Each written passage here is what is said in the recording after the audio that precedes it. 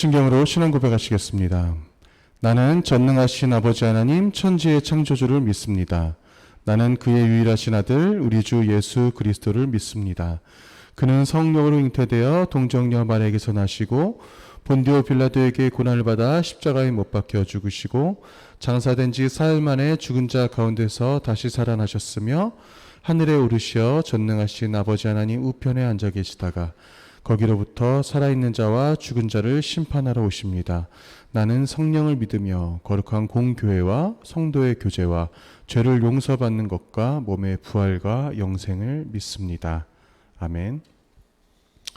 같이 찬양하실 때 준비하신 헌금 드리겠습니다.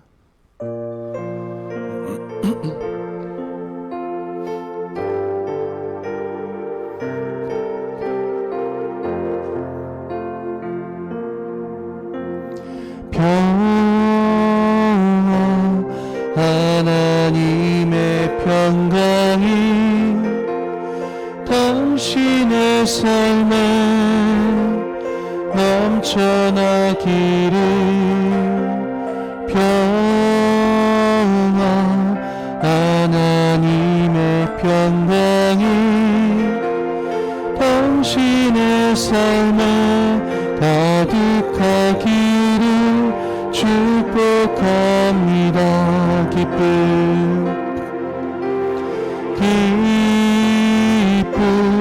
하나님의 기쁨이 당신의 삶에 넘쳐나기를. 기쁨 하나님의 기쁨이 당신의 삶에 가득하기를 축복합니다.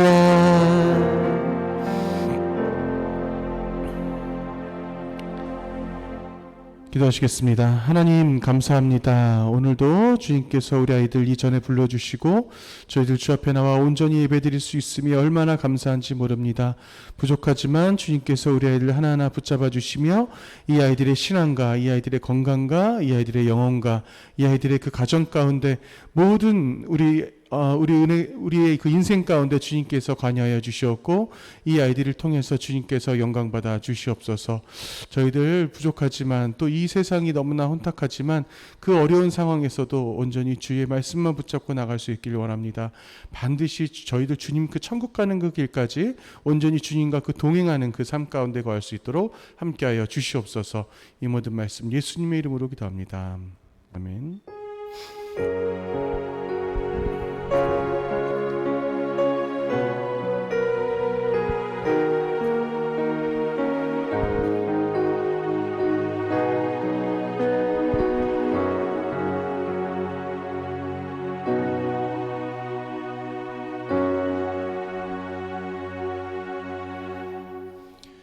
네, 오늘의 말씀 연애와 결혼이라고 하는 주제로 같이 함께 말씀 나누겠습니다. 연애와 결혼. 오늘 말씀 고린도전서 13장 4절에서 10절까지의 말씀입니다. 고린도전서 13장 4절에서 10절까지의 말씀. 같이 교독하면서 읽겠습니다. 고린도전서 13장 4절에서 10절까지 말씀 같이 기독하겠습니다. 사랑은 오래 참고 사랑은 온유하며 시기하지 아니하며 사랑은 자랑하지 아니하며 교만하지 아니하며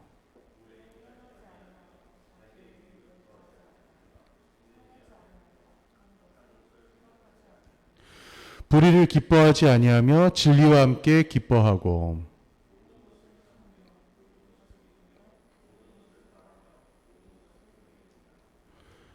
사랑은 언제까지나 떨어지지 아니하되 예언도 패하고 방언도 그치고 지식도 패하리라. 다 같이 온전한 것이 올 때에는 부분적으로 하던 것이 패하리라. 아멘. 자, 오늘의 말씀 상당히 유명한 말씀이죠. 고린도전서 13장은 흔히 우리가 사랑장이라고 불려요. 예, 이 사랑이라고 하는 이 어떠한 이 덕목, 어떤 면에서는 어떤 감정, 어떤 면에서는 또 우리가 살아가는 데 있어서 아주 중요한 우리의 또 한편으로는 어떤 그런 인격이 되기도 해요. 그런데 이 성경에서 얘기하는 사랑이라는 것은 조금 더 다른 측면이 있습니다. 그 부분은 우리가 이 성경을 여러분들이 읽을 때 어떠한 단어마다 어떤 특별한 그러한 그 메시지를 줄 때가 있어요. 예를 들어서 이런 거예요. 성경 안에서 의라고 하는 것은 우리가 생각하는 어떤 의적, 홍길동, 뭐 인격적, 뭐 이런 사람들을 말하는 그런 의와는 또 다릅니다. 예의 그 의와 또 달라요. 성경 안에서의 그 의인이라는 것은 라우티누스. 그래서 우리가 영어로 얘기할 때도 어떤 옳은 단지 이런 뜻이 아니라 말 그대로 하나님을 믿는 예수 그리스도를 믿는 그리스도인을 얘기할 때 바로 의인이라고 얘기해요. 지금 그런 것처럼 이 사랑이라고 하는 이 성경에서 사랑하는 그 의미, 그 측면도 조금은 우리가 생각하는 거와 좀 다르죠. 자, 본격적으로 오늘 말씀을 같이 한번 보면서 자, 여러분들 혹시 살아가는 데 있어서 그 예능 프로에서 그런 거 본 적 있죠. 우리가 사실 제가 항상 이번 지금 벌써 6강째인가 그래요. 지금 제가 지금 그 주제 특강을 여러분들과 함께 하면서 우리가 성경을 기반으로 제가 말씀을 전하지만 사실은 좀 편하게 좀 생각해 볼 수 있는 어떤 그런 상황들인 것 같아요. 특히 해서 오늘 같은 경우 주제가 제가 이제 창조부터 시작해서 뭐 죄, 뭐 그 밖에 사탄, 뭐 여러 가지 그런 주제를 가지고 했지만 그게 어떠한 이렇게 맥락이 있어요. 예, 그래서 창조부터 시작해서 이렇게 종말까지 갈 겁니다. 근데 그 안에서 지금 우리가 살아가는데 아주 기본적이고 아주 중요한 것들, 그것들 중에 하나가 이제 뭐 제가 이제 그 어떤 우리 여러분 진로와 직업 뭐 이런 부분에 대해서도 제가 지지난주에 다뤘지만 이번 주 같은 경우는 제가 연애와 사랑이라는 이 주제로 함께 하면서 사실은 와, 이거 막상 제가 설교를 준비하니까 와, 이거 한도 끝도 없겠다 이런 생각이 드는 거야. 예, 연애와 사랑이라는 거 하는 이 감정은 이 사실 전 인류의 정말 수백억 전 인류의 너무나 중요한 대상일 뿐만 아니라 여러분들 그 대중가요를 들어보면 대부분 다 사랑 얘기잖아, 그죠? 그리고 여러분 드라마나 영화를 보더라도 그 안에 항상 꼭 로맨스가 있잖아요. 예, 심지어 군대 영화를 하더라도 그 안에 로맨스가 있어. 그런 것처럼 로맨스라는 것은 어떠한 남녀간의 사랑이라는 것은 또 너무나 우리 인생의 아주 중요한 일부분을 차지하는 것 같아요. 어떻게 보면 그건 신의 섭리이겠죠. 암수의 구별을 두어서 하나님께서 만들으셨던. 자, 여러분 혹시 연예인들 중에 여러분들이 생각하는 어떤 이상형이 있다고 생각하세요? 제가 이 제니 뭐 전소민 뭐 이런 친구들 지금 사진을 한번 갖고 와봤는데, 그리고 이 친구들 알죠? 이 친구 알죠, 그죠? 에스파 요즘에 엄청 뜨는, 그죠? 나만 좋아하는 거야? 아무도 몰라 지금? 자, 그밖에 남자 아이돌들은 그냥 넘어갈게요. 뭐 큰 관심이 없어서 제가.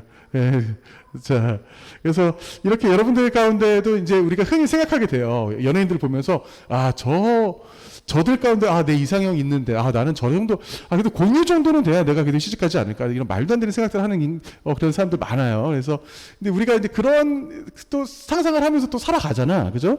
자, 그런데 며칠 전 기사입니다. 불과 며칠 전이에요. 올해 상반기 결혼 출산 사상 최저. 작년 출생아 첫 20만 명대 추락. 이거 상당히 심각한 문제예요, 사실은. 이게 왜 심각하냐면 인구수가 적으면 우리가 그만큼 이게 단순한 생각으로 이 세상 조금 더 헐렁헐렁하게 좀 세상 좀 편하게 살겠네. 사람 복작복작하는 건 너무 싫어. 막 이렇게 생각할 수 있단 말이에요. 근데 인구수가 줄으면 문제가 뭐냐면 여러분들이 문제예요. 왜 그러냐면 여러분들이 왜 문제냐면 여러분들이 나중에 고령화 됐을 때, 여러분들이 나이를 먹었을 때, 그만큼 나라에서 같이 활발하게 일해줄 수 있는 그러한 여러분들 밑에, 여러분 10년, 20년 그 밑에 세대가 없다면 여러분들이 그만큼 더 일을 해서 벌어야 돼. 예. 그러니까 단적인 예로 국민연금 이런 것도 마찬가지예요. 여러분 국민연금이 뭔지 잘 모르겠지만 여러분 나중에 65세 이상이 되면 국민연금을 받게 돼요. 나라에서 그냥 받는데 그냥 받는 게 아니지. 여러분들이 최소한 10년에서 20년 이상 직장 생활을 하면서 여러분들이 다 나라에 다 냈던 돈인 거야. 여러분 급여에 다 포함되는 돈이에요. 그래서 그 돈을 가지고 여러분들에게 이제 줘야 되는데 실제적으로 그 돈을 어디서 충당하냐면 여러분들이 그 돈을 받을 때, 국민연금을 받을 때 그때 활발하게 일하는 사람들이 내는 돈을 여러분이 받는데 실질적으로 여러분들의 돈값이 예를 들어서 60만 명, 50만 명 되는데 지금 보세요. 여러분들보다 훨씬 나이 어린 친구들이 20만 명대밖에 안 된다면 그만큼 이 땅에서 활발하게 경제활동을 할 수 있는 사람이 없기 때문에 그만큼 전체적으로 남녀노소 전부 다 먹기 살기 힘들어지는 세상이 오는 거예요. 나라의 위기가 오는 거죠. 경제활동이 돌아가지가 않아요. 그렇기 때문에 출산율에 대해서 수많은 경제학자와 정치인들이 고민을 하고 걱정을 하는 거죠. 심지어 저건 아무것도 아니야. 이미 OECD 국가에서 우리나라는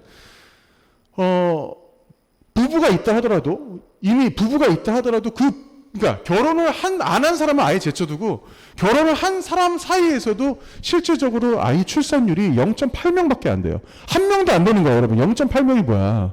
그죠? 한 명도 안 낳는다라는 거야. 그 정도로 지금 참 출산율이 참 심각하긴 합니다. 근데 이게 출산율이 문제가 아니라 사실은 출산을 하기 위해서는 결혼을 해야 되잖아. 근데 지금 사실 결혼을 우리나라 사람들이 우리나라 20, 30대, 40대 이런 젊은 청년들이 결혼을 안 하는 이유가 있어요. 못하는 거라고 생각할 수도 있겠지만 실질적으로 이것은 사랑을 안 해서가 아니야. 제가 오늘 정말 여러분들에게 말하고 싶은 이 사랑이라는 거, 사랑을 안 해서가 아니에요. 사랑 안 해서가 아니라 현실적인 문제로 인해서 거기서 그 문제를 회피하려고 하는 그런 성향이 강하기 때문에 그래요. 그게 참 안타까운 현실이에요, 사실은. 어떤 면에서는 정말 정치를 잘해서, 지금의 이 선임자들이 이 땅의 이런 문제들, 어려운 문제들을 참 빨리 해결해 줄 필요가 있는 거예요.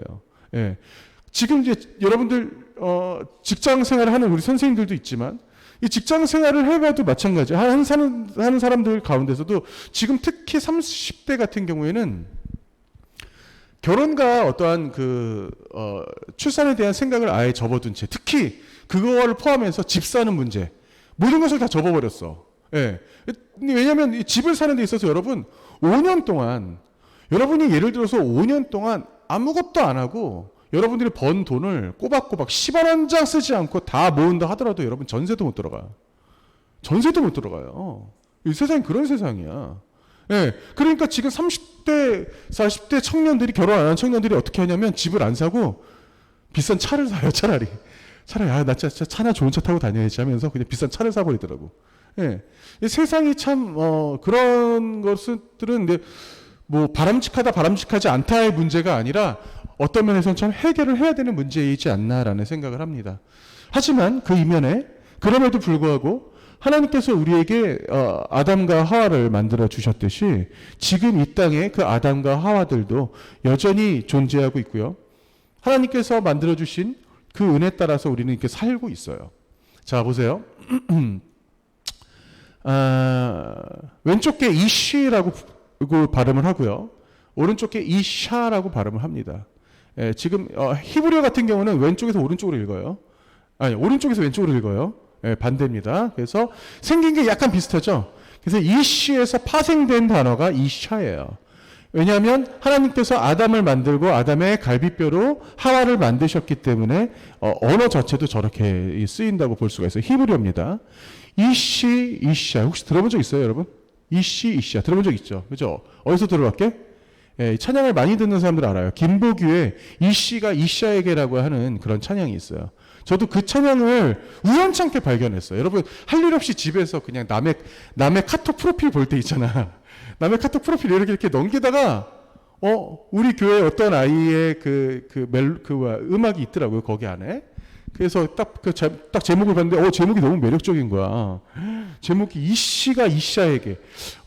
이씨가 이샤에게 와 진짜 잘 만들었다 봤더니 가수가 김보규 씨더라고요. 여러분, 김보규라는 사람 찬양을 들어보면 상당히 매력적입니다. 어떻게 찬양을 이렇게 부를까 싶을 정도로. 근데 그 찬양의 가사를 봤더니 그 찬양 그래서 제가 들어봤더니 그 찬양 더 기가 막혀. 꼭 들어보세요, 정말로.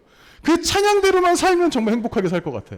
정말 그 찬양대로 살면은 정말 그 남녀 관계에 있어서 결혼까지 가는데 평생을 해로하는 데 있어서 조금도 문제 없지만 너무나 상상이야. 말도 안 되는 상상이어서 사실 참 안타까웠는데, 근데 어쨌거나 그래도 그 찬양에 어떤 그 이상향이 있어요. 그거 한번 꼭 들어보세요. 이 시가 이시야에게 너무 매력적인 찬양이었고, 그리고 처음에 이 제목에 대해서 되게 궁금해하는 사람들이 있지 않았을까라는 생각이 들더라고. 왜냐면 이게 히브리어기 때문에 어려운 언어기 때문에 이 찬양에서 이 성경 안에서의 이 남자와 여자의 이 역할에 대해서 제가 초반에 얘기한 적이 있어요. 제 2강 때 얘기했어요. 그 창조와 사랑의 제가 할 때, 창조와 인간 할 때. 자, 보세요. 여호와 하나님 이르시되 사람이 혼자 사는 것이 좋지 아니하니 내가 그를 위하여 돕는 배필을 지으리라 하시니라. 자, 여기서 돕는 배필. 이게 다른 말로 하면 아담을 짓고 나서 하나님께서 네가 혼자 있는 게 좀 보기 안 좋구나. 내가 너를 위해서 돕는 배필을 만들어 줄게. 그러면서 여자 하와를 만들어 주신 거죠. 그죠? 우리가 여기서 그래서 오해할 수 있다고 그랬지. 제가 분명히 이 부분 제가 찝어서 말씀드렸죠. 어떻게 오해를 해? 그러면 여자는 단지 남자를 돕기 위한, 순종하기 위한 존재이구나 라고 우리가 착각할 수가 있다는 거예요. 그 착각을 제가 깨트려주기 위해서 또 이렇게 말씀을 가져왔죠. 자, 시편 말씀입니다. 내가 산을 향하여 눈을 들리라. 나의 도움이 어디서 올까라고 하는, 여기서 이 도움 바로 똑같이 에제르라고 하는 히브리어가 씁니다. 자, 똑같은 단어예요. 아까 이 단어와 똑같은 단어입니다. 에제르. 자, 돕는 배필할 때 에제르와, 그리고 시편에서 나의 도움이 어디서 올고 할 때 이 도움, 똑같은 에제르라고 하는 단어입니다. 여기서 말하는 도움은 누구의 도움을 지금 요청하는 거예요? 이 시편 저자가 누구의 도움을 요청하는 거예요? 바로 하나님의 도움을 요청하는 거예요. 하나님이 우리를 돕다 할 때 그 돕다, 그리고 돕는 배필을 만들다 할 때 그 돕다가 같은 단어라는 겁니다. 자, 하나 더 볼게요. 이스라엘아 여호와를 의지하라. 그는 너희의 도움이시요 너희의 방패시로다. 에젤이라고 하는 단어가 또 한 번 쓰입니다. 하나님은 우리를 도우시는 분이세요. 그러면 여기서 말하는 하나님이 우리를 도우시는 분, 바로 그 돕다의 의미로 봤을 때 여자가 남자에게 돕는 배필로 쓰여졌다는 것은, 그러면 다른 말로 하면 남자는 여자를 어떻게 대해야 돼? 바로 하나님을 모시듯이 모셔야 되는 그런 존재인 거예요. 예. 감히 우리가 함부로 할 수 있는 그런 존재가 아니라는 거지. 그렇기 때문에 이 성경은 굉장히 남녀에 있어서, 남녀의 각각의 성에 있어서 정확한 역할과 아주 균등한, 아주 하나님의 입장에서 봤을 때 아주 공평한 위치에서 이 두 인간을 만들었다고 우리는 볼 수가 있어요. 그게 굉장히 참 감사한 거예요. 예, 이게 하나님의 섭리가 사실 기가 막힌 거야. 인간의 욕심 때문에 여러분, 남존여비 사상이 일어났고 남아선호 사상이 일어났던 거지, 실제적으로 이 하나님의 원리 가운데서는 남녀가 굉장히 평등한 거예요. 정말 아주 굉장히 평등한 겁니다. 이 심지어 지금 우리가 이 말씀대로만 한다면, 제가 지금 제 입으로 말씀드렸지만, 도우시는 하나님처럼 나에게 다가온 그녀에게 내가 어떻게 대해야 되겠어? 나를 도우시는 하나님께 내가 정말 하나님 앞에 내가 순종하고, 내가 그분께 무릎 꿇고, 내가 그분을 섬기는 그 마음처럼 나의 배우자를, 내가 사랑하는 여인을 섬겨야 된다라고 하는 그 깊은 의미가 그 안에 담겨 있다라는 거예요. 이게 바로 남녀 간의 관계입니다. 자, 그렇다면 우리가 진짜 사랑이라는 것은 어떤 감정일까라는 것을 조금 더 깊이 들어가 볼 필요가 있어요. 진짜 사랑이라는 것은 여러분, 이게 단지 성경에서만 나오는 건 아니에요. 단지 제가 성경을 가지고만 얘기하는 건 아닌데, 여기서 아주 중요한 것은 무엇이냐면, 그냥 사랑을, 내가 너를 좋아해. 너는 몸매가 이뻐서 좋아해. 너는 얼굴이 잘생겨서 좋아해. 너는 키가 190이 넘어서 좋아해. 너는 너무나 잘생겨서 내가 너무 마음에 들어. 뭐 이런 것 때문에 그 사람을 단지 좋아하는 감정으로만 들어가는 것이 사랑이 아니라는 것을 여러 번 말씀드리는 거예요. 그러면서 진짜 사랑은 무엇이냐? 내가 그 사람을 봤을 때, 이거 여러분들이 근데 특히 우리 10대 여러분들이 정말 이 감정을 가져본 적이 있을까라는 생각이 들어. 근데 왜냐면 곧 갖게 될 거예요. 왜냐면 사람이 나이 먹으면서 곧 갖게 돼. 자, 우리가 이 감정은 어떤 감정이냐면, 우리가 내가 누군가를 봤을 때, 그 누군가는 여러분들이 그냥 알아서 생각을 하세요. 여러분 가족이 될 수도 있고, 여러분이 진짜 좋아하는 사람이 될 수도 있는데, 내가 그 사람이 왠지 가여워 보여. 아무것도 안 해. 그 사람은 그냥 밥만 먹고 있는데, 그 친구가 왠지 나는 그분이 왠지 가여워 보여.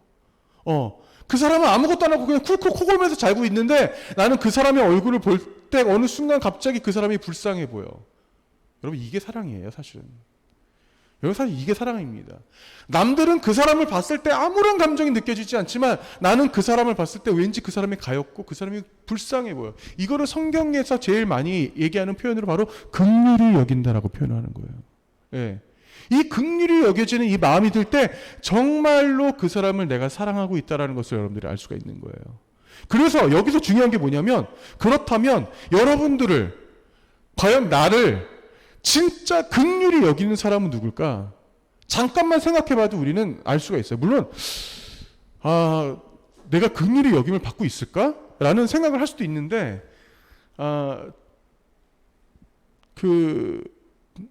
그런 감정을 우리는 가장 많이 느끼는 대상이 누구냐면 사실 부모예요. 부모는요, 여러분, 여러분의 엄마와 여러분의 아버지는 여러분들을 정말 긍휼히 여기는 그 마음은 정말 누구도 피해갈 수 없는 그런 정말 사랑 깊은 마음인 거죠. 근데 어떤 면에서는 또 너무나 또 당연한 거야. 왜냐하면 부모가 자식을 낳았는데 사랑하지 않으면 그건 또 부모 자격이 없는 거거든. 그죠? 근데 요즘에 근데 그런 인간들 많죠. 막 자녀를 버린다던가 막 이런 사람들 많이 있잖아. 예. 이거는 정말 인간으로서의 그 어떠한 본질을 정말 지키지 않는 그런 완전 최악의 인간인 거지. 그렇기 때문에 사실 우리가 어떤 부모 자식 간의 사랑, 이 사랑을 넘볼 수 있을 만큼, 이길 수 있을 만한 게 없는 거예요. 그런데 우리가 이제 이거를 알고 가야 되는 거야. 그 사랑이 가장 커?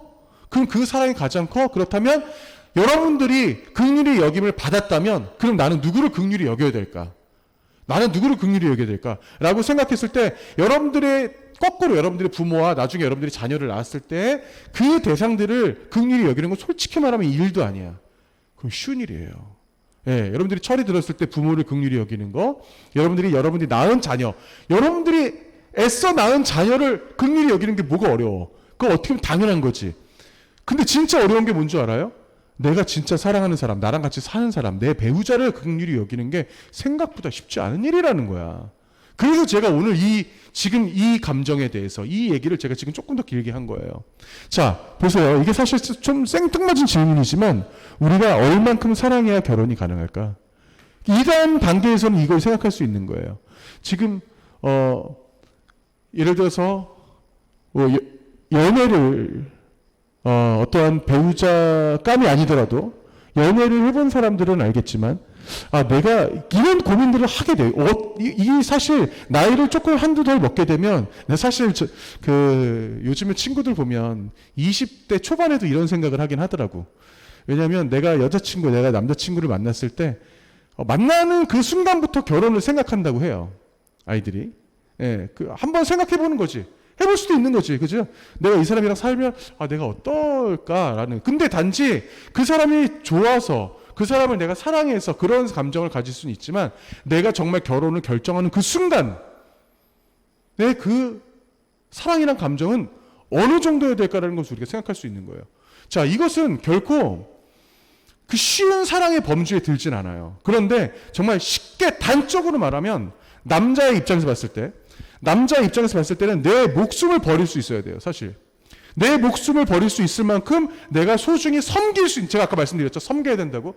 내 목숨을 버릴 수 있을 만큼 내가 섬길 수 있는 여성일 때 결혼을 결정해야 됩니다. 이거 아주 중요한 맥락인 것 같아요. 만약에 내가 어떠한 내 배우자감을 봤을 때, 내 애인을 봤을 때, 내가 이 여자를 위해서 내가 목숨을 버릴 수 있겠니 없겠니 누군가 물어봤어. 자, 그런데 글쎄요 한다면 하지 말아야 돼. 만약에 조금이라도 글쎄요 한다면 그럼 결혼하지 않는 게 나아, 차라리. 예. 왜냐면 그 결혼이라는 그 험난한 과정은 너무나 사람들이 쉽게 이기적이 되고 너무나 쉽게 변질되고 정말 그런 말 많이 하잖아. 결혼의 현실이라고. 예, 작은 단점이 정말 이따만하게 보이는 게 또 그 결혼이기 때문에 그것마저도 그 모든 것들을 다 덮을 수 있는 그 사랑이 돼야 되기 때문에 여기서 그 모든 것들을 덮으려면 결국은 내가 죽어야 돼요. 내가 죽어야 돼. 그래서 제가 목숨이라고 얘기하는 거예요. 내 목숨을 버릴 수 있을 만큼 내가 섬길 수 있는 여인인가. 거기서 바로 예스라고 대답할 수 있다면 그건 결혼이 가능하다고 생각해요. 자, 그렇다면 여자 입장에서는 내 부모만큼 내가 믿을 수 있는 사람, 내 부모만큼 믿을 수 있는 사람, 내 부모와 그 남자를 둘을 택했을 때 아, 내가 우리 부모 이상으로 내가 믿을 수 있어. 그리고 내 인생 전체를 걸어도 전혀 문제 없어라고 믿어질 때 여성들도 결혼을 결정할 수 있다고 생각을 해요. 우리에게 있어서 여러분, 결혼이라는 것은 생각보다 어마어마한 일입니다. 이게 왜 어마어마한 일이냐면, 여러분들이 지금까지 생전 부모 곁을 떠나보지 않다가 부모 곁을 처음 떠나보는 일인 거예요. 생전 처음 겪는 일이죠. 그리고 부모와 살아온 인생보다, 나는 이게 더 중요하다고 생각해. 부모와 살아온 인생보다 부모와 떨어져 사는 인생의 2배 이상을 그와 함께 살아야 돼. 그분과 함께 살아야 되는 거예요. 이게 어디 보통 일이에요. 예. 이러기 때문에 사실 우리 인생이 통째로 바뀌는 사건이기 때문에 그만한 여러분들의 목숨을 생각할 정도로 사실 중요한 결정이라고 생각을 합니다. 그래서 사랑이란 감정이 여기서 또다시 대두가 될 수밖에 없는 거야. 사랑이란 감정은 단지 내가 그 사람을 좋아한다, 내가 이 사람 사랑한다, 아, 이 사람 외모가 이뻐, 이 사람 뭐가 좋아, 뭐가 좋아의 수준이 아니야. 그 수준이 아니고, 그래, 나는 이 사람을 위해서 목숨도 버릴 수 있어 라고 얘기해야 될 그 수준이 돼야 되는 거예요. 예. 자, 하나만 더, 또 중요한 게 있어요. 우리 같은 크리스찬들에게 있어서는 그러면 꼭 종교가 같아야 될까? 사실 저도 이 고민을 어렸을 때 많이 해봤던 것 같아요. 우리는 그렇다면 내 배우자감을 만날 때 꼭 종교가 같아야 될까? 이런 생각을 해본 적이 있었는데, 근데 이거는 그냥 사실 어느 순간에는 이제 그런 결정이 생기더라고. 왜냐하면 종교가 다른 사람과 결혼하시는 분들도 많이 봤어요. 그리고 아니면 종교가 다르거나 아니면 한 분이 종교가 없거나, 나는 크리스찬인데 이쪽 분은 종교가 없거나, 그런 경우에는 보통 이렇게 사랑으로 감정으로 이겨내서 내가 이 사람을 그리스도 안으로 내가 끌어들이겠다, 교회를 열심히 데리고 와서 내가 하나님의 사랑으로 내가 이 사람을 축복하겠다라고 하는 말들을 하지만 실상으로는 쉽지가 않죠. 예, 왜냐하면 쉽지가 않은 이유가 있어요. 우리가 쉽게 생각해서는 나 스스로도 변하기 힘든데 타인을 변하게 한다는 것은 정말 그건 하나님의 은혜가 아니고서 말도 안 되는 일이에요. 그러니까 아예 애시당초 우리가 같이 하나님 믿는 사람을 만나는 게 나아요. 왜냐면 우리가 다른 신을 섬긴다는 것은 곧 인생을 통째로 다르게 사는 거랑 똑같은 거예요. 한 집에 살지만 다른 방을 쓰는 거랑 똑같은 거예요. 한 집에 살지만 대화가 전혀 없는 거랑 똑같은 거예요. 말 그대로 명절인데 명절을 따로 보내는 거랑 똑같은 거야. 그래서 연애에서 내가 그 사람을 개종시킨다? 말도 안 되는 소리인 거예요. 그거는 막 신의 권한인 거지. 그거는 인간의 권한은 정말 단 1%도 없는 거죠. 예. 그렇기 때문에 우리가 사실 이 부분에 있어서는 저는 특히 여러분들이 어렸을 때부터 이런 부분들에 있어서는 아예 그냥 고집하면서 가는 게 가장 확실한 것이 아닐까라는 생각을 합니다. 자, 이 질문도 같이 우리 한번 얘기해 볼게요. 배우자 기도는 언제부터 해야? 지금 제가 설교를 준비하면서 제가 이 문구를 왜 썼냐면, 제가 이 고민을 고등학교 때 처음 해봤어요. 배우자 기도라는 것들을 한다고 하는데, 어른들이 배우자 기도는 언제부터 해야 될까? 실제로 제가 이 질문을 제가 중고등학교 때 제가 모셨던 전도사님께 했던 적이 있어요. 근데 그 전도사님의 답이 저는 명쾌했던 것 같아요. 그때 당시에. 제가 그 답을 여러분들에게 똑같이 하자면 지금 당장 하셔야 되는 겁니다. 배우자 기도는 언제 해야 돼요? 지금 당장 해야 돼요. 근데 어떻게 해야 되느냐? 이 방법도 제가 알려드릴게요. 어떻게 적으세요. 여러분들이 적으셔야 돼. 어떻게 적냐면 아주 이기적으로 적으세요. 여러분들이 아주 이기적으로 나는 예를 들어서 저는 치마가 잘 어울리는 여성이 좋습니다. 하나님, 저는 보조개가 들어간 여성이 좋습니다. 하나님, 저는 피아노를 잘 치는 여성이 좋습니다. 하나하나 다 적으세요. 아주 이기적으로 적으세요. 예. 그렇게 적다 보면 그게 정말로 그렇게 정말 이기적으로 적잖아. 그 20개, 30개, 40개 아주 우습게 넘어가요. 예. 그렇게 넘어가는데 거기서 하나씩 지우시게 될 겁니다. 자연스럽게 지우게 될 거예요. 예. 자연스럽게 나이를 먹으면서 지우게 될 텐데, 그 지어감에 따라 정말 여러분들의 엑기스만 남는데, 여러분들이 배우자 기도를 열심히 하게 될 때, 여러분들이 배우자 기도를 정말 주님 안에서 여러분들이 그 배우자 열심히 하게 될 때, 정말 그 여러분들이 남겨진 그 목록에 남겨진 딱 거기에 남겨진 그러한 배우자를 만날 수가 있다라는 거예요. 예.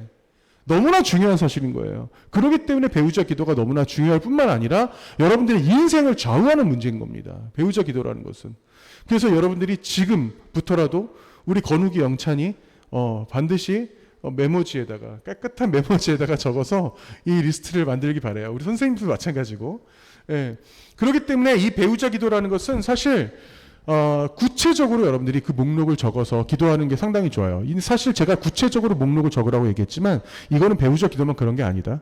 우리가 기도를 하는 과정도 마찬가지예요. 단순히 우리가 중언부언하는 것이 아니라 우리가 기도를 하는 모든 과정에 있어서도 여러분들이 매일같이 주님 앞에 올려드리는 그 기도 가운데 여러분들의 소원이 있다면, 여러분들의 사명이 있다면 그것들을 반드시 적어놓고 여러분들의 기도 제목을 여러분들 스스로 적어놓고 기도하는 습관을 들일 필요가 있다고 생각합니다. 자, 오늘 말씀으로 잠깐 들어가 볼게요. 사랑은 오래 참고 사랑은 온유하며 시기하지 아니하며 사랑은 자랑하지 아니하며 교만하지 아니하며. 자, 근데 여기서 사랑이란 덕목을 고린도전서에서 지금 얘기할 때 제일 첫 번째 대목이 있어요. 그게 바로 뭐냐? 사랑은 오래 참고라고 하는 거예요. 오래 참다. 오래 참다라고 하는 그 단어가 여러 개가 있는데 여기서는 지금 스테고라고 하는 헬라어가 쓰였습니다. 스테고라고 하는 헬라어가 또 다른 뜻이 있는데, 자, 일단 7절 하나 더 볼게요.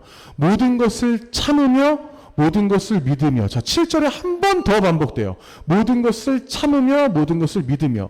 자, 여기서 우리가 이게 헬라어 원어를 안 볼 수가 없는 게 단지 내가 그 사람이 어떤 짓을 해도 꾹꾹 참는 게 아니에요. 예, 단지 어떤 짓을 해도 꾹꾹 참는 그 수준이 아닌 거야. 그 수준이 아니라 바로 이 스테고라고 하는 이 단어에는 제가 여기 안 적어왔는데 또 다른 뜻이 있는데 그게 바로 뭐냐? be covered with라고 하는 영어적인 그 뜻이 있어요. be covered with, 뭐뭐를 뭐뭐 위에 덮다라는 뜻이에요. 예. 그래서 내가 무엇을 덮어주다. 뭘 덮는 거예요? 그 사람의 허물을 덮어주는 거예요. 이게 바로 스테고라고 하는 그 단어의 진정한 또 의미가 그 안에 더 들어가 있는 겁니다. 그렇기 때문에 여러분들이 단지 나는 그래, 그 인간 꼴 보기 싫지만 내가 참아볼게 한번. 그냥 이 정도 수준이 아닌 거야. 진짜 사랑이라는 것은 무엇이냐면, 제가 아까도 말씀드렸지만 그 사람 요만한 단점이 있는데 연애할 때는 그만한 단점 그냥 오늘 하룻밤 자면 넘어간다고. 하나도 안 미워. 근데 결혼하면 이만한 게 정말 이만하게 보이는 거야. 진짜 막 이만하게 정말 제일 꼴 보기 싫어져. 내가 저 인간 내가 정말 저거만 아니면 내가 사랑할 텐데. 근데 안 그래. 이 사람이라는 게 정말 그 사람의 허물을 덮어줘야 되는데 내 허물은 보지 못하고 같이 살게 되면 그 사람의 허물이 왜 이렇게 크게 보이는지. 이 사람이라는 것이 그만큼 참 이기적인 참 존재인 것 같아요.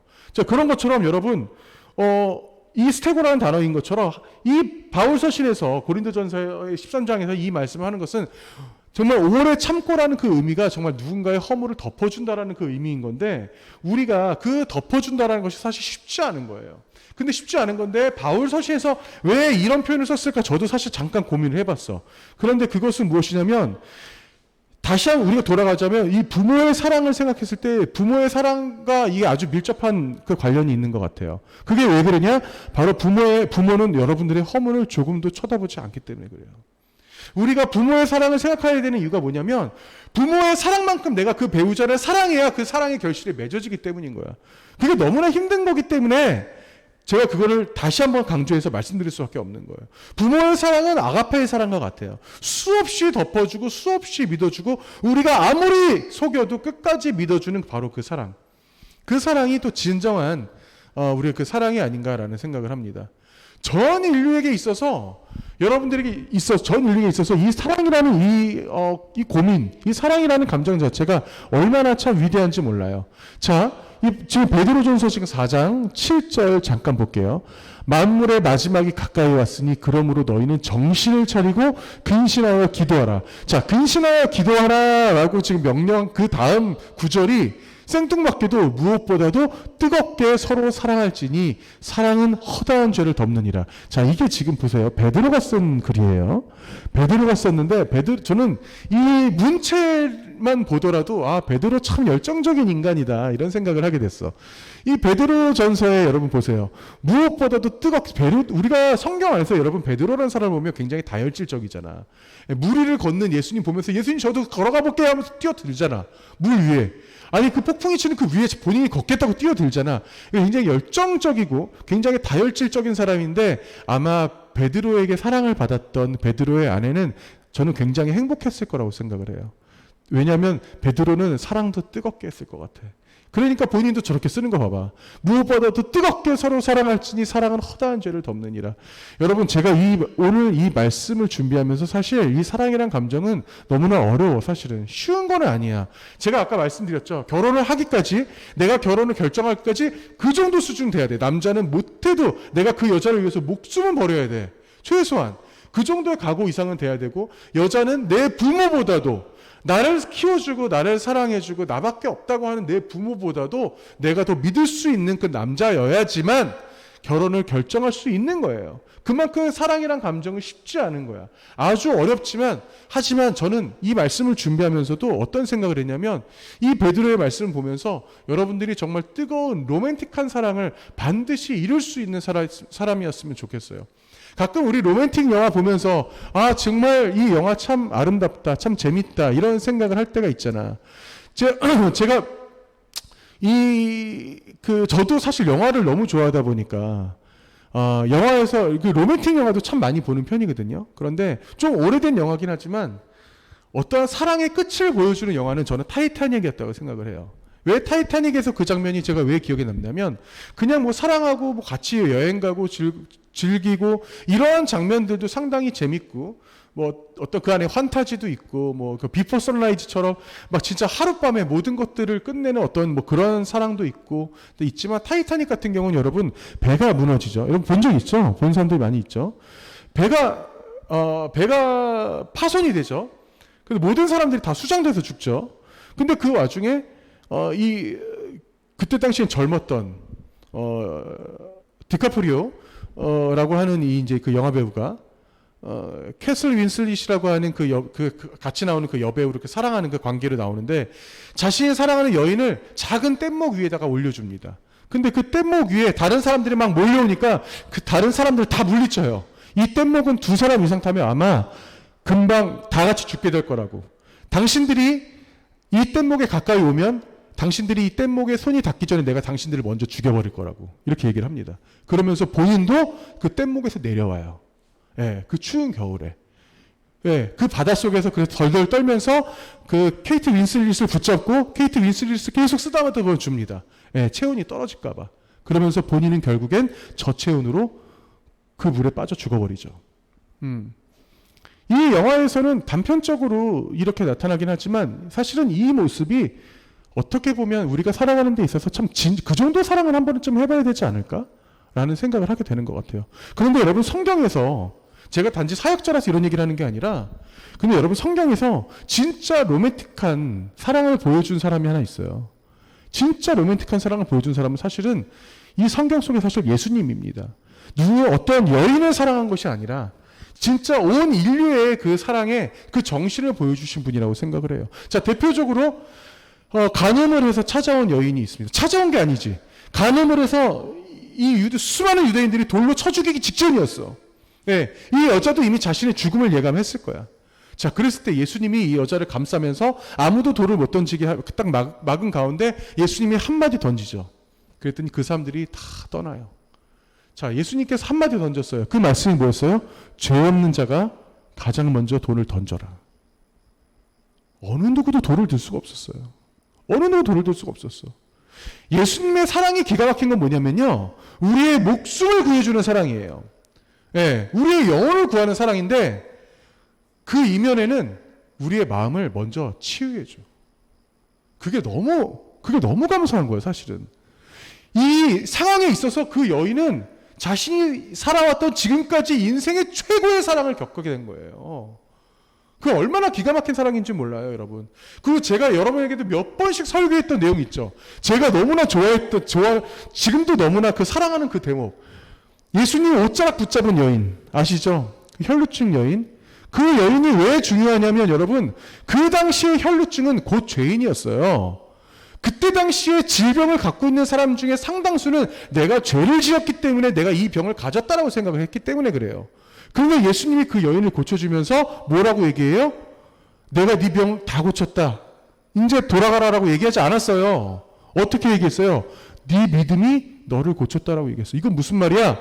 그 여인에게 있어서 그 주변에 있는 수많은 사람들에게 하는 말이었던 거예요. 그 여인에게 하는 말이 아니었어. 수많은 사람 얘기했어. 이 여인의 믿음만큼도 니네들은 안 된다라는 걸 얘기하는 거예요.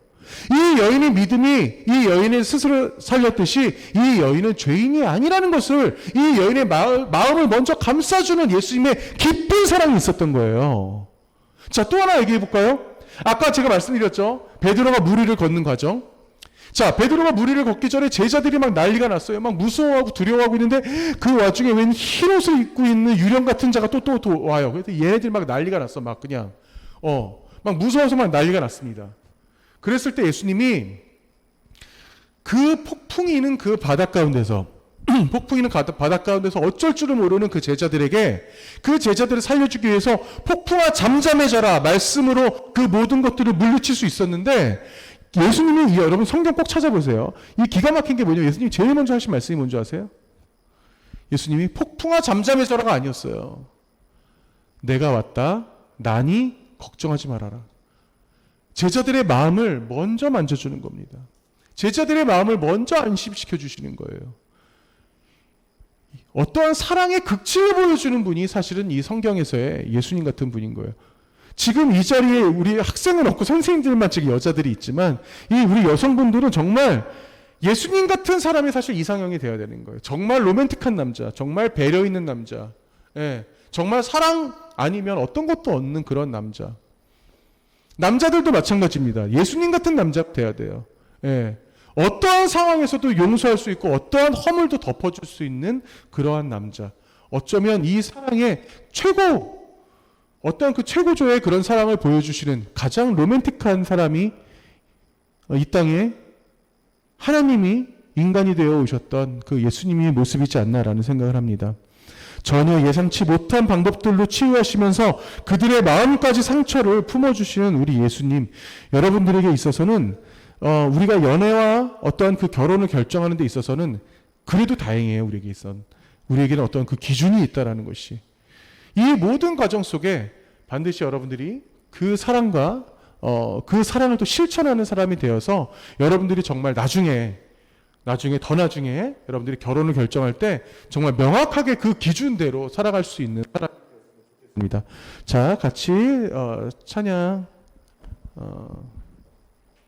하실 텐데, 같이 찬양하실 텐데, 다음 주에는 제가 여러분 돈과 경제, 돈에 대한 주제 특강을 할 거예요.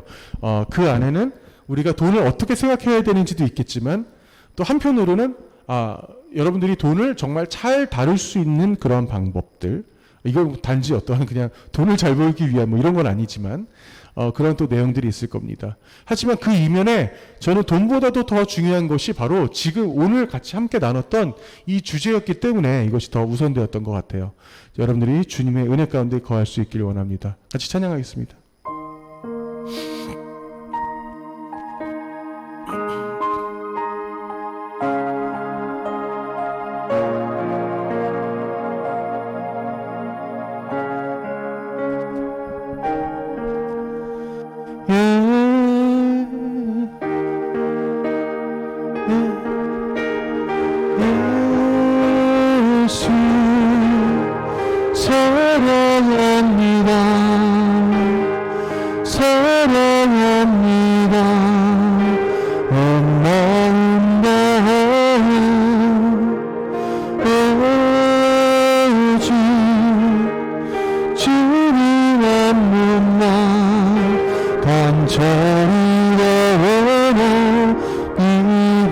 예수 사랑합니다.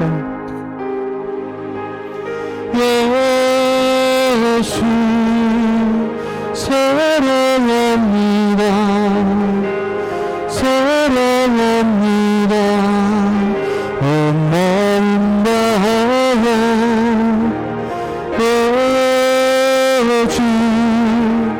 주님 없는 날 간절히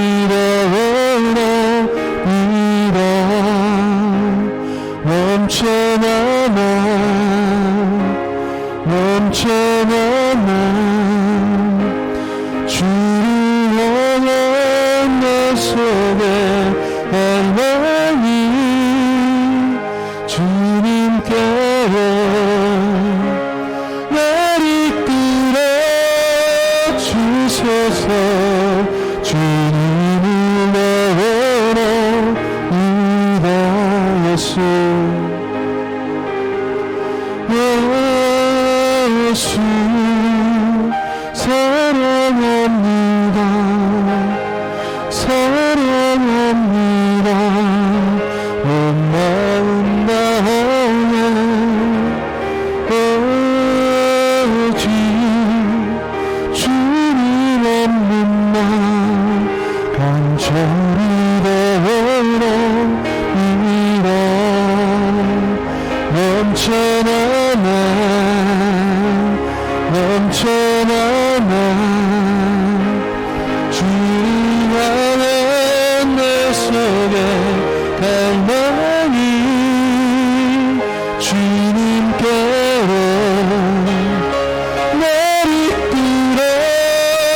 주소서.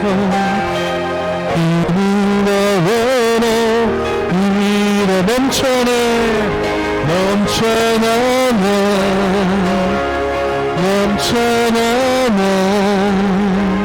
주를 향한 내 손의 갈망이 주님께로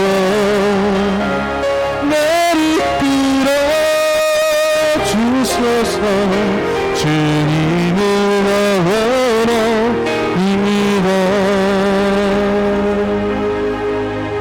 주님을 원합니다.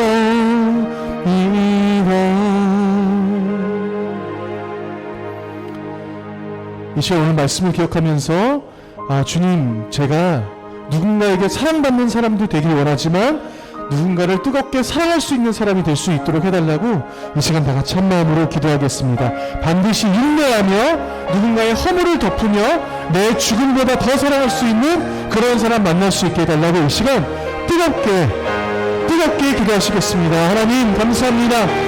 이곳에 있는 우리 아이들과 우리 선생님과 함께 하시사 온전히 저희들 주 앞에 나올 수 있기를 바랍니다. 아버지, 이들에게 있어서 이들의 마음을 유하게 하여 주시옵고 이들의 마음을 먼저 움직여 주시사 이들이 정말 누군가를 정말 뜨겁게 사랑하며 그 뜨거운 사랑 가운데 사랑을 받으며 온전히 정말 주 은혜 가운데 거할 수 있는 우리 아이들 될 수 있도록 하여 주시옵소서. 얼마나 이 세상이 살아가는데 그렇게 행복한 일들이 많이 있습니까? 오로지 아버지의 그 사랑을 바로 전하며 나갈 수 있는 그런 사역자가 될 수 있도록 주님께서 함께 주시옵고 오로지 예수 그리스도 아니면 어떤 분도 할 수 없음을 고백하는 우리 아이들 될 수 있기를 간절히 소망합니다. 벌써 이 어려운 시절에도 반드시 주님만을 바로 섬기며 오로지 주님의 말씀을 바로 섬기며 나갈 수 있는 우리 아이들 될 수 있게 주시옵고 오로지 예수 그리스도 아니면 어떤 분도 할 수 없음을 고백하는 우리 아이들 될 수 있도록 주님께서 함께 주시옵소서. 오로지 주님만을 바라봅니다. 오로지 예수 그리스도를 닮는 그 산 가운데 갈 수 있기를 바랍니다. 벌써 진실 저희는 너무나 부족하고 연약하지만 아무도 저희들의 마음 가운데 주님께서 임해 주시서 오로지 예수 그리스도만 붙잡고 예수 그리스도의 아버지 하나님을 구하며 오로지 예수 그리스도의 그 인상 따라 살아가는 예수 그리스도와 함께 해주셨고 이 아이들이 살아가는 그 모든 과정마다 이 아이들이 살아가는 그 모든 위치에서 이 아이들이 그 터뜨리는 예수 그리스도의 그 사랑이 언제나 아버지 그 사랑이 더 넘쳐날 수 있도록 함께하여 주시옵소서. 그렇죠. 저도 지금 붙잡아 주시고 있습니다. 아버지 주시고 있습니다. 이 아이들 아버지 건강하게 하시사 이 낙방하게 하시사 오로지 예수님과 붙잡는 이 아이들 예수 그리스도를 하여 주시옵소서.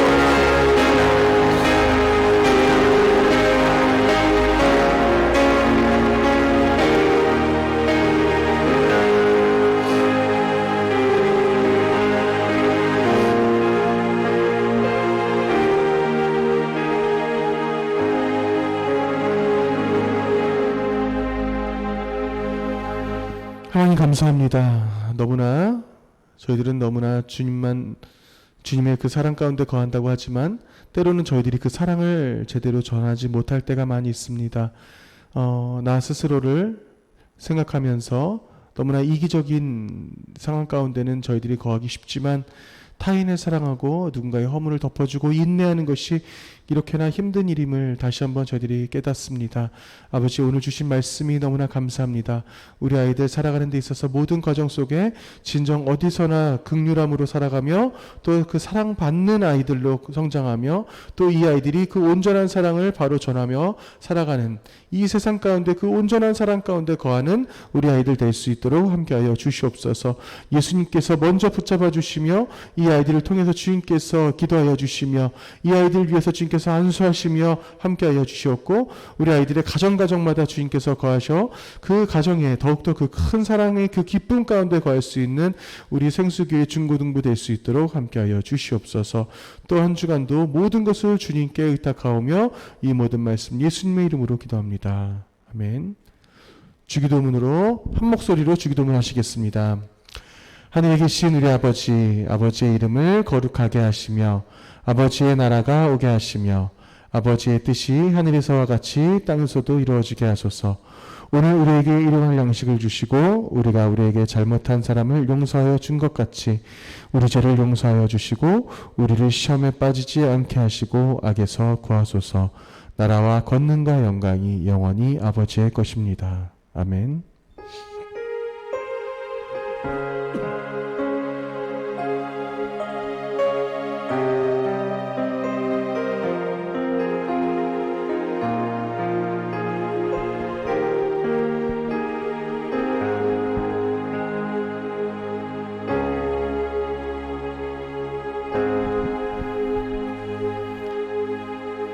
벌써 9월 마지막 주인데 정말 너무나 빠르게 시간이 지나갔어요. 우리 9월 말씀 한번 봐볼까요? 말씀. 자, 우리가 이거를 제대로 읽어본 적이 없어 이번 달 내내. 전에 사실 성경이 전체적으로 아주 중요한 말씀이고 메시지이기 때문에 한 번만 같이 한번 읽어보겠습니다. 자, 시작. For in the gospel a righteousness from God is revealed, a righteousness that is by faith from first to last. Just as it is written, the righteous will live by faith. 자, 이게 무슨 뜻이냐면 이 로마서 1장 17절 말씀이 굉장히 중요한 말씀이에요. 왜 중요한 말씀이냐면 1517년에 여러분들이 한 번쯤은 들어봤던 루터라는 사람이 종교개혁을 일으키는 데 있어서 이 말씀에 완전히 뒤집어졌어. 그때 당시에 모든 종교적인 사조와 종교적인 모든 행위와 그들이 생각했던 모든 생각들이 완벽하게 깨졌던 순간이에요. 그래서 그때 당시에 바로 신교와 구교가 갈려서 지금의 카톨릭과 기독교가 된 거예요. 바로 저 말씀 하나 때문에. 이 말씀 사실 하나 때문은 아니겠지. 근데 하지만 이 말씀을 듣고 하나님의 말씀을 깊이 깨달았던 그 루터의 완벽한 그 깨달음, 그것이 엄청난 사실 또 신앙적인 사건이었다고 볼 수 있습니다. 자, 이 말씀 잠깐 보시면 For in the gospel. 자, 복음에는 righteousness from God is revealed. 하나님의 의가 나타난다라는 얘기예요. 하나님의 의가 복음에 나타난다라는 건데 제가 아까 말씀드렸죠? righteousness. 이 의라는 것이 단지 어떤 의로운 사람, 착한 사람을 말하는 게 아니에요. 성경에서. 절대 아닙니다. 의라는 것은 착한 사람, 의로운 사람 말하는 것이 아니라 바로 하나님을 온전하게 섬기는 사람, 예수 그리스도를 믿는 사람을 바로 얘기하는 거예요. 바로 지금 우리와 같은 그리스도인들을 바로 의라고 말하는 겁니다. 그래서 복음에 하나님의 의가 나타난다라고 얘기하는 거죠. 그래서 자, righteousness that is by faith from first to last 해서 이게 어떠한 처음부터 끝까지 그 믿음으로 말미암은 by faith, 믿음으로 말미암은 righteousness입니다. 의입니다. 이게 믿음 아니고서는 우리가 하나님 곁으로 갈 수 없다는 뜻이죠. 그래서 처음부터 끝까지 이 인류의 처음부터 끝까지 아니면 여러분들의 인생의 처음부터 끝까지 오로지 그 의는 어디서 나오냐? 다른 데서 나오는 것이 아니라 믿음에서 나온다라는 것을 얘기하는 거예요. 이건 무슨 말이냐? 그때 당시 1500년대 중반 때 어떤 일이 있었냐면 얘네들은 회개 기도를 하면서 아니면 내가 간절하게 원하는 어떤 소원의 기도가 있어. 이 소원의 기도를 하나님이 제발 좀 하나님 들어주십시오 하면서 칼로 날카로운 물질로 내 몸을 그어가면서 기도했어요. 그렇게 하면 하나님이 더 잘 들어주실 줄 알고. 예. 그리고 교회를 올라갈 때 우리 교회도 계단이 몇 개 있지? 교회를 올라갈 때 내가 더 하나님 앞에 정결한 모습을 보이기 위해서 그 교회에 들어오는 모든 성도들이 사제를 포함해서 다 무릎으로 올라왔어요. 무릎이 다 까졌겠지 맨날. 그지?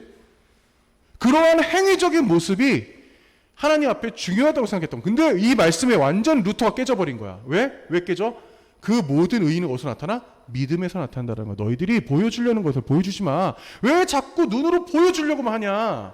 예. 아니, 지금 여러분 마찬가지예요. 지금 우리가 보여주려고 하는 신앙, 여기에 막 이런 뭐 꽃이 이런 거 없으면 어때? 내가 내 믿음을 보여주는 게 훨씬 더 훌륭한 거지. 예. 그냥 보여주기 위해서 행동하는 이런 것들. 예. 그런 것들이 지금 중요한 게 아니라는 것을 지금 이 당시 루터가 깨달은 겁니다. 조금만 더 들어갈게요. Just as it is written, the righteous will live by faith. 근데 그 의는 바로 믿음으로 말미암아 어떻게 된대? live, 살 것이라는 거야. 믿음으로 말미암아 살 것이다. 결과적으로 이 말씀 한 구절이 그래서 루터와 그리고 수많은 그때 당시 기독교인들을 완벽하게 무너뜨렸던, 이때 당시에 이것을 쉽게 깨닫지 못했던 이유가 뭔지 아세요? 사람들마다 성경을 손에 들고 있지 않았기 때문에 그래요. 성경이 제가 언젠가도 얘기했죠. 지금의 웬만한 집값 정도 됐었다고. 그때 당시에 성경이. 여러분들이 이 말씀 로마서 1장 17절 말씀 반드시 기억할 수 있기를 원합니다. 여러분들의 믿음과 여러분들의 인생에 아주 중요한 모토 같은 그런 말씀이 될 겁니다. 자, 그러면 우리 친구들 뒤에서 간식 받으면서 자, 집으로 돌아갈 수 있었으면 좋겠고요. 그리고 우리 선생님들은 다음 주에는 꼭 우리 교사회의를 할 수 있도록